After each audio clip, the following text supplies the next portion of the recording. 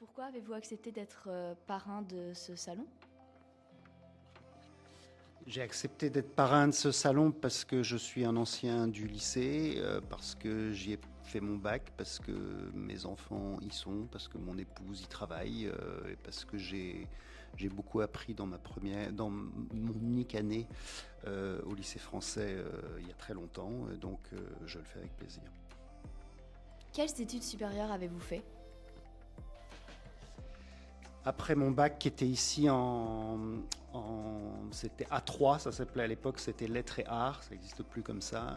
J'ai fait l'école de recherche graphique à Bruxelles, l'ERG, qui était une école, qui est toujours d'ailleurs une école pluridisciplinaire, qui avait deux branches, une branche pratique artistique, une branche communication visuelle. Moi j'ai fait communication visuelle, c'était en 89. Et il se trouve qu'un des premiers exercices qu'on nous a donné en 1989, c'était illustrer l'actualité. Et c'était au moment de la chute du mur de Berlin. Et moi, ça a fait tilt. Et je me suis dit, voilà ce que je veux faire. Pensez-vous que les salons peuvent apporter quelque chose aux jeunes qui se demanderaient quelle voie ils voudraient emprunter?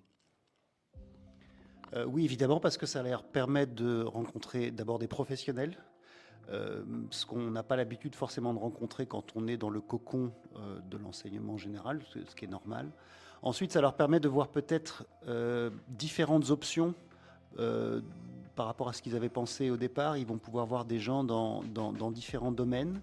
Et peut-être que tout à coup, ils se disaient, tiens, je voudrais faire ça, mais en fait, lui ou elle, c'est super intéressant ce qu'ils font. Ça m'intéresserait d'en savoir plus. Et donc, quand on a 17-18 ans, on ne sait pas forcément exactement ce qu'on va faire plus tard.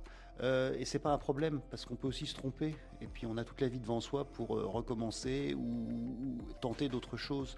Euh, Beaucoup de jeunes à 17-18 ans ne savent pas exactement ce qu'ils veulent faire plus tard. Il y a ce que fait le lycée français tous les ans, qui est cette espèce d'entretien d'embauche comme avec des jeunes pour entrer dans des écoles. J'y participe souvent où on se met à la place d'un directeur d'école ou d'université qui va recevoir le dossier. C'est toujours intéressant parce que à chaque fois, j'ai vu des gens qui étaient soit bien aiguillés, soit pas du tout où ils devaient être. Moi, je m'occupais évidemment plutôt des études artistiques. Et certains, je me disais, en fait, il a rien à faire là, ou elle a rien à faire là, ou alors il ou elle est exactement où il faut.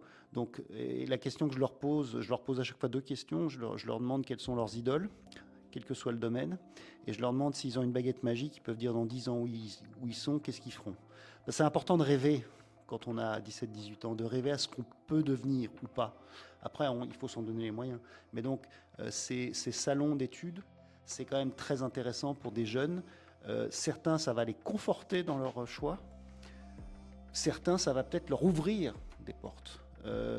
Parce que même quand on a 16-17 ans, on est au lycée, même si on fait une filière, je ne sais pas moi, scientifique, on a pris des spé scientifiques, c'est peut-être pas son truc. Ou si on a pris des spé artistiques, c'est peut-être pas son truc non plus. Donc c'est intéressant et toujours de se confronter au vrai monde qui va venir après. Si vous deviez résumer vos études supérieures en un mot? C'est un bel exercice parce que mon métier repose sur l'esprit de synthèse, donc ça c'est bien. Je dirais deux mots. Passion, travail.